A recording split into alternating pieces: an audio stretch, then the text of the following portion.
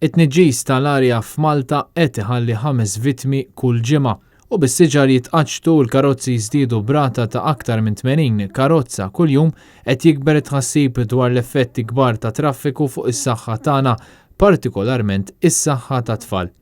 Fid-dawl ta' din is-sitwazzjoni allarmanti, il-Ministru tas-Saħħa Chris Fearn għadu lanqas biss evalwa dawn in-numri. There are about 5 deaths a week caused by air pollution and quite a high rate of asthma as well. I think that's about 15% of the country.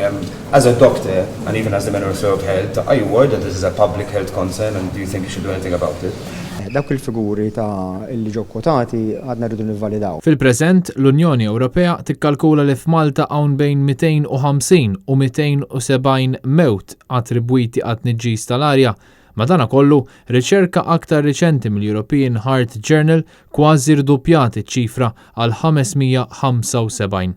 Chris Fearn jaqbel li fost oħrajn dan kollu qed jiġi kawża ta' traffiku eċċessiv fit-toroq. Nafu li traffiku huwa waħda mill-iżjed problemi fejn tidħol il-kwalità tal-arja. Però ftit wara, waqt li kien qed iwieġeb lill-ġurnalisti, il-Viċi Prim Ministru tkellem dwar l-effett pożittiv jekk twessa t-toroq u tagħmel flyovers. Il-fatt li nwessaw it-toroq ikollna flyovers hija miżura importanti ħafna. Studji juru biċ-ċar li bl-ammont eċċessiv li bih qed jiżdiedu l-karozzi f'Malta, l-ammont ta' traffiku staġnat li qed jinħoloq sa ma jkun qed isir ix-xogħol u l-fatt li aktar ma twessa aktar tagħmel spazju għal karozzi, dan kollu qed iwassal biex is-sitwazzjoni tas-saħħa tal-Maltin u l-Awċin tmur allar u l-problemi respiratorji qed jiżdiedu.